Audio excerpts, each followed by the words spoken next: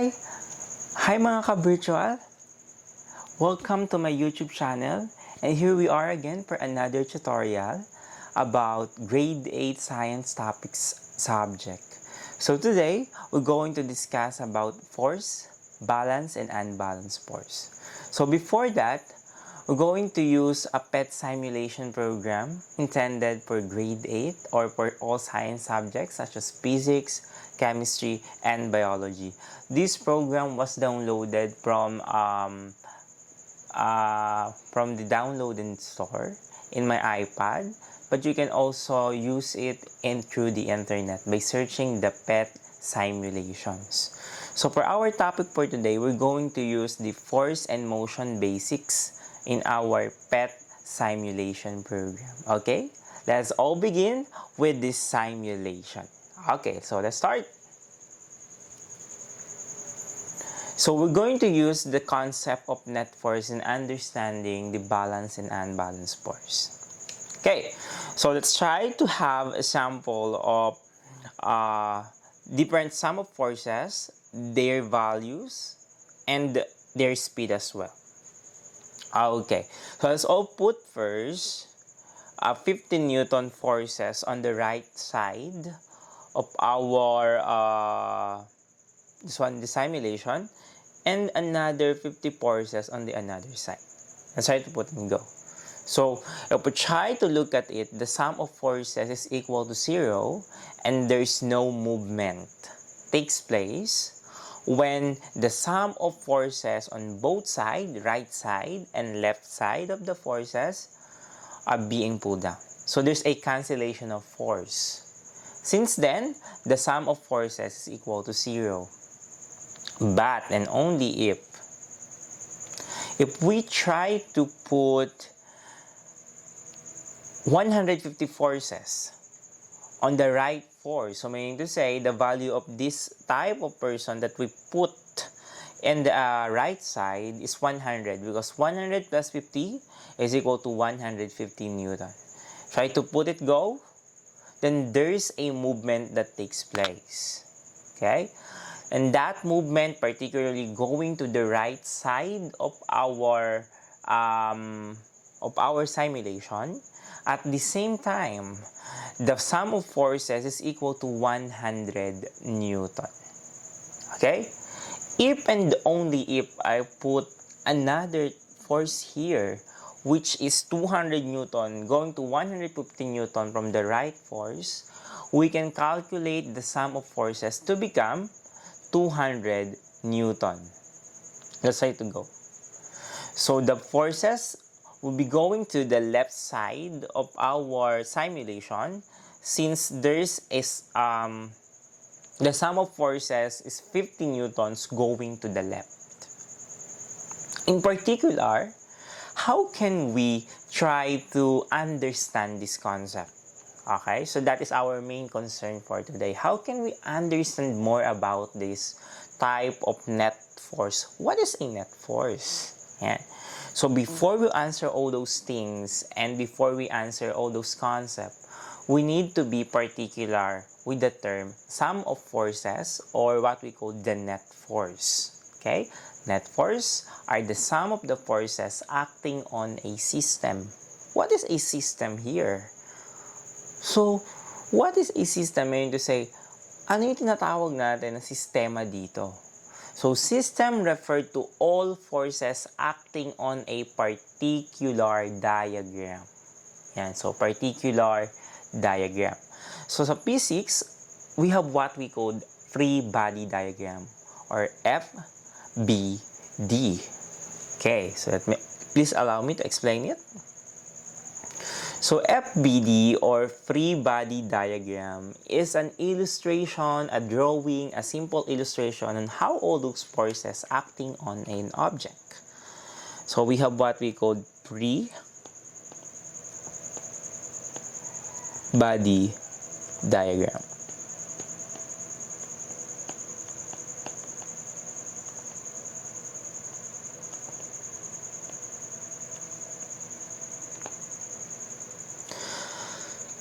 So a while ago, we discussed about those two forces. So we can illustrate them in a manner that we can represent it using boxes or what. Okay? So take for example, in our sample simulation a while ago, we have here a crate, right? We have 2 persons or 3 to 2 persons acting on a line. So we have here, another here, and also one here, and another here. Yan. If I add the value of forces into 50 newtons and 50 newtons, and also we have here, make say 100 newtons and another 50 newtons. Remember that units are very important. We are dealing with the force. What will be the sum of forces acting on a system?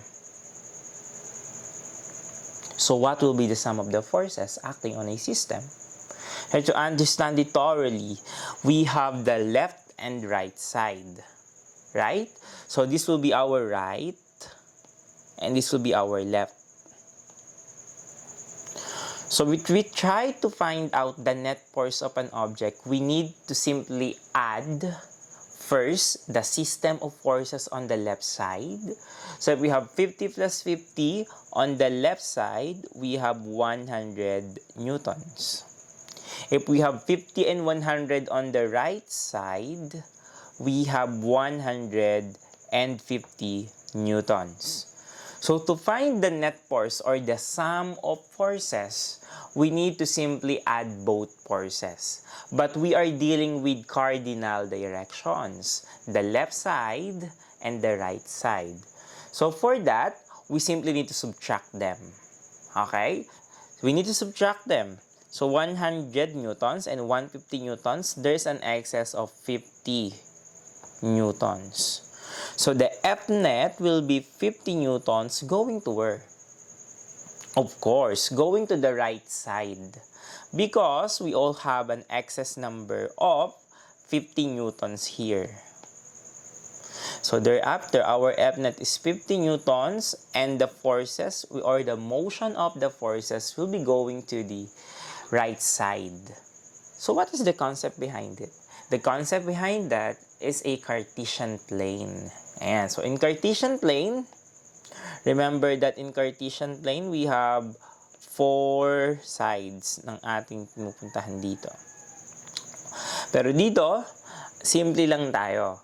We're going to have the right side, left side, up, and down. Okay? So we simply add both of the equation if we have been in the right. For example, there's a 10 newtons here. We simply add them. And we have 10 newtons and 5 newtons here. So if that's the case, we have 15 newtons here. To find what we call the forces or the net force, F net, sorry. The net force between these two sides, we simply need them to subtract. So 15 newtons plus 20 newtons, since they have different direction, left and right, we can simply subtract them and make 5 newtons.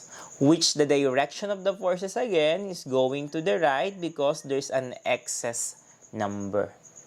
Okay? It will move because this type of forces here, in our example, is unbalanced. Yan, this is what we call the unbalanced force. Why is it become unbalanced force, sir? Because the F net is not equal to 0. Meaning to say, it will move. Kaya tinawag siyang unbalanced force. If the F net of the object is equal to 0, doon lang natin masasabi that this force is a balanced force. Meaning to say, there's no movement that will be taking place at that particular system. Okay? So, let's try to find out what is the importance of having it and what are the forces acting on the system? In particular, in general, we will discuss about anatomy of forces. Ayan, so anatomy forces. Given an example, if we have book on a table. So if I have here a book on a table, so this is a book. Sorry. Allow me first to draw table. There is a book on a table.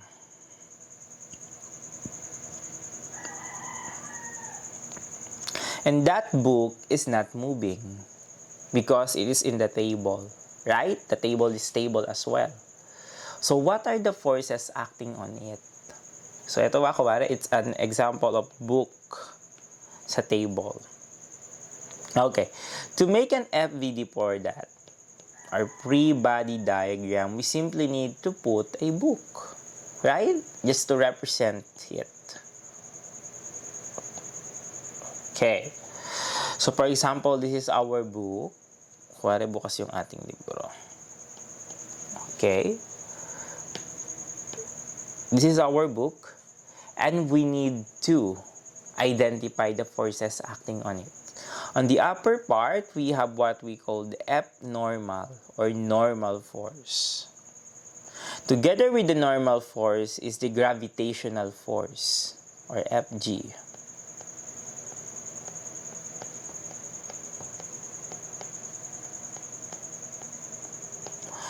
Together with the gravitational force, we have here what we call the frictional force. And we have here also the applied force. Yan. So those are the basic and fundamental forces acting on an object. Yan. So normal, gravitational, frictional force, and applied force. But they are not, hindi lang yung apat na yan, yung tinatawag natin na types of forces that acts on an object. There are different types, in particular, in different situations. Okay? So let's try to have another problem. We can apply the concept of balanced and unbalanced force. For example, yeah. So there's a crate, and there's also a girl and a boy pulling it. So in what direction will the crate goes when the girl and a boy try to pull it? Okay? So if we have first crate here, which is 100 newtons, and we have crate here which is 300 newtons. This one is pulled by a boy and pulled by a girl. So this is a left side of this is right side,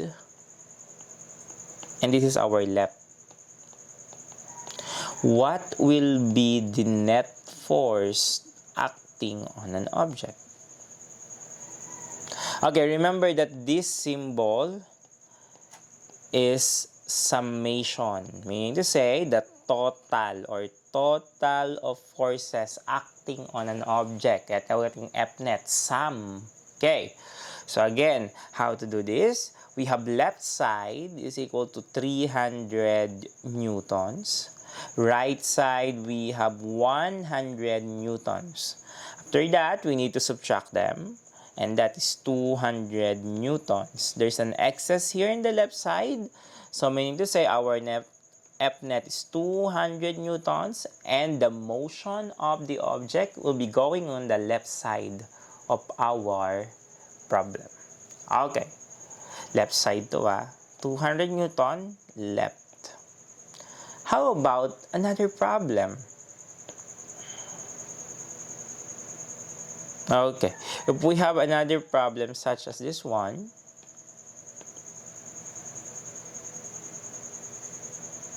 we have object A and object B, object C and object D. We have 10 newtons and 50 newtons.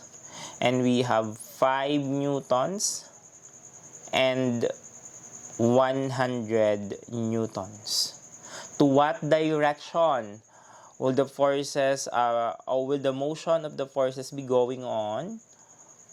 Our technique is simply, we need to add first the right side of our problem to the left side, and also the left side of our problem. Baka malito tayo. Okay, so I need to add 10 newton plus 50 newtons first. So this will be 60 newtons. And this will be 5 newtons, 105 newtons. 5 newtons plus 100 newtons equals to 105 newtons. I need to find out the F net, the summation. This is how we write summation. F net of our forces.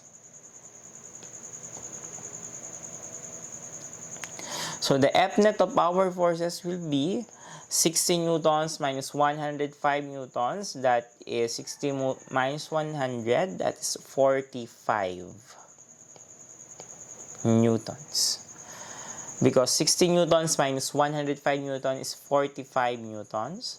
And thereafter, it is going to the right. Bakit going to the right? Because right side have a greater number of forces. Okay? That would be all, guys. Thank you for watching, and I hope you learn a lot about the concept of balance and unbalanced force. Thank you!